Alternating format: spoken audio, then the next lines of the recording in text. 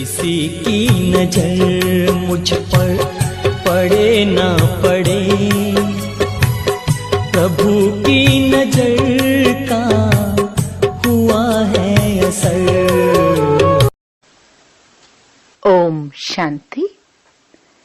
13 जनवरी 2024। बाबा के महावाक्य। मीठे बच्चे, बाप की श्रीमत का रिगार्ड रखना माना, मुरली कभी भी मिस नहीं करना, हर आज्ञा का पालन करना। प्रश्न: अगर तुम बच्चों से कोई पूछे राजी खुशी हो, तो तुम्हें कौन सा जवाब फलक से देना चाहिए? उत्तर: बोलो, परवाह थी पार ब्रह्म में रहने वाले की, वह मिल गया, बाकी क्या चाहिए? पाना था सो पा लिया। तुम ईश्वरीय बच्चों को किसी बात की परवाह नहीं। तुम्हें बाप ने अपना बनाया, तुम्हारे पर ताज रखा, फिर परवाह किस बात की? ओम शांति। बाप समझाते हैं, बच्चों की बुद्धि में जरूर होगा कि बाबा बाप भी है, टीचर भी है, सुप्रीम गुरु भी है। इसी याद में जरूर होंगे। यह याद कभी कोई सिखला भी नहीं सकते। बाप ही कल्प कल्प आकर सिखलाते हैं। वही ज्ञान सागर पतित पावन भी है। वह बाप भी है, टीचर भी है, गुरु भी है। यह अब समझा जाता है, जबकि ज्ञान का तीसरा नेत्र मिला है। बच्चे भल समझते तो होंगे, परंतु बाप को ही भूल जाते हैं, तो टीचर गुरु फिर कैसे याद आएगा? माया बहुत ही प्रबल है, जो 3 रूप में महिमा होते हुए भी तीनों को भुला देती है। इतनी सर्वशक्तिमान है। बच्चे भी लिखते हैं, बाबा हम भूल जाते हैं, माया ऐसी प्रबल है। ड्रामानुसार है बहुत सहज। बच्चे समझते हैं, ऐसा कभी कोई हो नहीं सकता। वही बाप टीचर सतगुरु है, सच सच। इसमें गपोड़े आदि की कोई बात नहीं। अंदर में समझना चाहिए ना, परंतु माया भुला देती है। कहते हैं हम हार खा लेते हैं, तो कदम कदम में पदम कैसे होंगे?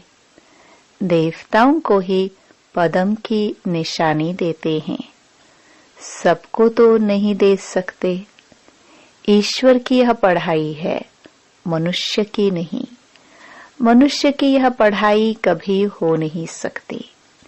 भल देवताओं की महिमा की जाती है, परंतु फिर भी ऊंचते ऊंच एक बाप है। बाकी उनकी बड़ाई क्या है? आज गदाई, कल राजाई। अभी तुम पुरुषार्थ कर रहे हो, ऐसा लक्ष्मी नारायण बनने का। जानते हो, इस पुरुषार्थ में बहुत फेल होते हैं। पढ़ते फिर भी इतने हैं जितने कल्प पहले पास हुए थे। वास्तव में ज्ञान है भी बहुत सहज, परंतु माया भुला देती है। बाप कहते हैं अपना चार्ट लिखो, परंतु लिख नहीं पाते हैं। कहाँ तक बैठ लिखे? अगर लिखते भी हैं तो जांच करते हैं 2 घंटा याद में रहे, फिर वह भी उन्हों को मालूम पड़ता है जो बाप की श्रीमत को अमल में लाते हैं। बाप तो समझेंगे। इन विचारों को लज्जा आती होगी, नहीं तो श्रीमत अमल में लानी चाहिए, परंतु 2% मुश्किल चार्ट लिखते हैं। बच्चों को श्रीमत का इतना रिगार्ड नहीं है, मुरली मिलते हुए भी पढ़ते नहीं है। दिल में लगता जरूर होगा, बाबा कहते तो सच है, हम मुरली ही नहीं पढ़ते तो बाकी औरों को समझाएंगे क्या। याद की यात्रा। ओम शांति। रूहानी बाप रूहानी बच्चों को समझाते हैं। यह तो बच्चे समझते हैं बरोबर हम आत्मा है, हमको परमपिता परमात्मा पढ़ा रहे हैं। और क्या कहते हैं, मुझे याद करो तो तुम स्वर्ग के मालिक बनो। इसमें बाप भी आ गया, पढ़ाई और पढ़ाने वाला भी आ गया, सद्गति दाता भी आ गया। थोड़े अक्षर में सारा ज्ञान आ जाता है। यहाँ तुम आते ही हो इसको रिवाइज करने लिए। बाप भी यही समझाते हैं, क्योंकि तुम खुद कहते हो हम भूल जाते हैं, इसलिए यहाँ आते हैं रिवाइज करने। भल कोई यहाँ रहते हैं तो भी रिवाइज नहीं होता है, तकदीर में नहीं है। तदबीर तो बाप कराते ही है, तदबीर कराने वाला एक बाप ही है। इसमें कोई की पास खात्री भी नहीं हो सकती है, न स्पेशल पढ़ाई है। उस पढ़ाई में स्पेशल पढ़ने लिए टीचर को बुलाते हैं। यह तो तकदीर बनाने लिए सबको पढ़ाते हैं। एक एक को अलग कहाँ तक पढ़ाएंगे, कितने ढेर बच्चे हैं। उस पढ़ाई में कोई बड़े आदमी के बच्चे होते हैं तो उन्हों को स्पेशल पढ़ाते हैं। टीचर जानते हैं कि यह डल है, इसलिए उनको स्कॉलरशिप लायक बनाते हैं। यह बाप ऐसे नहीं करते हैं, यह तो एक रस सबको पढ़ाते हैं। वह हुआ टीचर का एक्स्ट्रा पुरुषार्थ कराना। यह तो एक्स्ट्रा पुरुषार्थ किसको अलग से कराते नहीं। एक्स्ट्रा पुरुषार्थ माना ही मास्टर कुछ कृपा करते हैं। ऐसे तो भल पैसे लेते हैं, खास टाइम दे पढ़ाते हैं, जिससे वह जास्ती पढ़कर होशियार होते हैं। यहाँ तो जास्ती कुछ पढ़ने की बात है ही नहीं, इनकी तो बात ही नहीं है। एक ही महामंत्र देते हैं, मन मना भव। याद से क्या होता है यह तो समझते हो, बाप ही पतित पावन है। जानते हो उनको याद करने से ही पावन बनेंगे। अब तुम बच्चों को ज्ञान है, जितना याद करेंगे उतना पावन बनेंगे। कम याद करेंगे तो कम पावन बनेंगे। यह तुम बच्चों के पुरुषार्थ पर है। बेहद के बाप को याद करने से हमको यह लक्ष्मी नारायण बनना है। उन्हों की महिमा तो हर एक जानते हैं, कहते भी हैं आप पुण्य आत्मा हो, हम पाप आत्मा हैं। ढेर मंदिर बने हुए हैं, वहां सब क्या करने जाते हैं। दर्शन से फायदा तो कुछ भी नहीं, एक दो को देख चले जाते हैं, बस दर्शन करने जाते हैं। फलाना यात्रा पर जाता है, हम भी जावे, इससे क्या होगा, कुछ भी नहीं।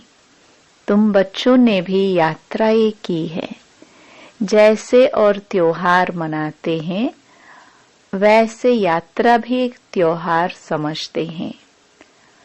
अभी तुम याद की यात्रा भी एक त्योहार समझते हो। तुम याद की यात्रा में रहते हो।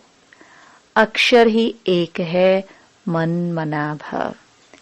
यह तुम्हारी यात्रा अनादि है। वह भी कहते हैं, वह यात्रा हम अनादि करते आए हैं, परंतु तुम अभी ज्ञान सहित कहते हो, हम कल्प कल्प यह यात्रा करते हैं। बाप ही आकर यह यात्रा सिखलाते हैं। वह चारों धाम जन्म बाय जन्म यात्रा करते हैं।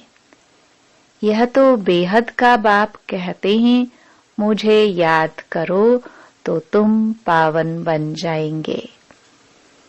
ऐसे तो और कोई भी नहीं कहते कि यात्रा से तुम पावन बनेंगे। मनुष्य यात्रा पर जाते हैं तो वह उस समय पावन रहते हैं। आजकल तो वहां भी गंध लगा पड़ा है, पावन नहीं रहते। इस रूहानी यात्रा का तो किसको पता नहीं है। तुमको अभी बाप ने बताया है, यह याद की यात्रा है सच्ची। वह यात्रा का चक्कर लगाने जाते हैं, फिर भी वैसे का वैसा बन जाते हैं। चक्कर लगाते रहते हैं। जैसे वास्को ड गामा ने सृष्टि का चक्कर लगाया, यह भी चक्कर लगाते हैं ना। गीत भी है ना, चारों तरफ लगाए फेरे, फिर भी हरदम दूर रहे। भक्ति मार्ग में तो कोई मिला नहीं सकते। भगवान कोई को मिला नहीं। भगवान से दूर ही रहे। फेरे लगाकर फिर भी घर में आकर 5 विकारों में फंसते हैं। वह सब यात्राएं हैं झूठी। अभी तुम बच्चे जानते हो, यह है पुरुषोत्तम संगम युग, जबकि बाप आए हैं। एक दिन सब जान जाएंगे, बाप आया हुआ है। भगवान आखिरी मिलेगा, लेकिन कैसे, यह तो कोई भी जानते नहीं। यह भी मीठे मीठे बच्चे जानते हैं कि हम श्रीमत पर इस भारत को फिर से स्वर्ग बना रहे हैं। भारत का ही तुम नाम लेंगे। उस समय और कोई धर्म होता नहीं, सारी विश्व पवित्र बन जाती है। अभी तो ढेर धर्म है। बाप आकर तुमको सारे झाड़ का नॉलेज सुनाते हैं, तुमको स्मृति दिलाते हैं। तुम सो देवता थे, फिर सो क्षत्रिय, सो वैश्य, सो शूद्र बने। अभी तुम सो ब्राह्मण बने हो। यह हमसो का अर्थ बाप कितना सहज समझाते हैं। ओम अर्थात मैं आत्मा, फिर हम आत्मा, ऐसे चक्कर लगाती हैं। वह तो कह देते, हम आत्मा सो परम आत्मा, परमात्मा सो हम आत्मा। एक भी नहीं जिसको हमसो का अर्थ यथार्थ मालूम हो। तो बाप कहते हैं, यह जो मंत्र है, यह हरदम याद रखना चाहिए। चक्र बुद्धि में नहीं होगा तो चक्रवर्ती राजा कैसे बनेंगे। अभी हम आत्मा ब्राह्मण है, फिर हम सो देवता बनेंगे। यह तुम कोई से भी जाकर पूछो, कोई नहीं बताएंगे। वह तो 84 का अर्थ भी नहीं समझते। भारत का उत्थान और पतन गाया हुआ है, यह ठीक है। सतो प्रधान, सतो रजो तमो, सूर्यवंशी, चंद्रवंशी, वैश्यवंशी। अभी तुम बच्चों को सब मालूम पड़ गया है। बीज रूप बाप को ही ज्ञान का सागर कहा जाता है। वह चक्र में नहीं आते हैं। ऐसे नहीं हम जीवात्मा सो परमात्मा बन जाते हैं। नहीं, बाप आप समान नॉलेजफुल बनाते हैं। आप समान गॉड नहीं बनाते हैं। इन बातों को बहुत अच्छी रीति समझना है, तब बुद्धि में चक्कर चल सकता है, जिसका नाम स्वदर्शन चक्र रखा है। तुम बुद्धि से समझ सकते हो हम कैसे इस 84 के चक्कर में आते हैं। इसमें सब आ जाता है, समय भी आता है, वर्ण भी आ जाते हैं, वंशावली भी आ जाती है। अब तुम बच्चों की बुद्धि में यह सारा ज्ञान होना चाहिए। नॉलेज से ही ऊंच पद मिलता है। नॉलेज होगी तो औरों को भी देंगे। यहाँ तुमसे कोई पेपर आदि नहीं भराए जाते हैं। उन स्कूलों में जब इम्तिहान होता है तो पेपर्स विलायत से आते हैं। जो विलायत में पढ़ते होंगे उन्हों की तो वहां ही रिजल्ट निकालते होंगे। उनमें भी कोई बड़ा एजुकेशन अथॉरिटी होगा जो जांच करते होंगे पेपर्स की। तुम्हारे पेपर्स की जांच कौन करेंगे? तुम खुद ही करेंगे। खुद को जो चाहो सो बनाओ। पुरुषार्थ से जो चाहे सो पद बाप से ले लो। प्रदर्शनी आदि से बच्चे पूछते हैं ना, क्या बनेंगे? देवता बनेंगे? बैरिस्टर बनेंगे? क्या बनेंगे?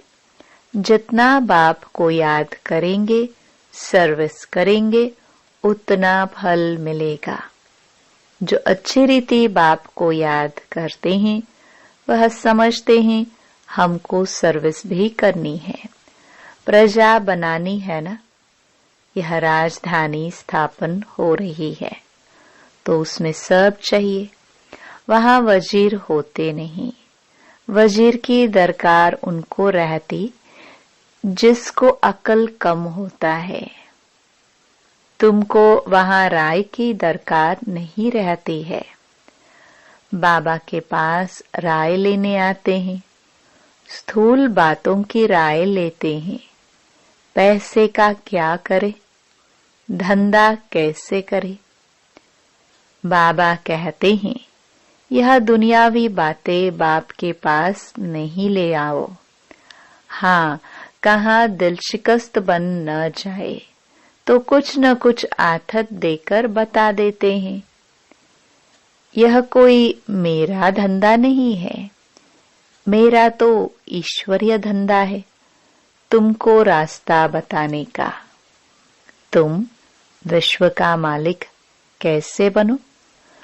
तुमको मिली है श्रीमत, बाकी सब हैं आसुरी मत। सतयुग में कहेंगे श्रीमत, कलयुग में आसुरी मत। वह है ही सुखधाम। वहां ऐसे भी नहीं कहेंगे कि राजी खुशी हो, तबीयत ठीक है। यह अक्सर वहां होते नहीं।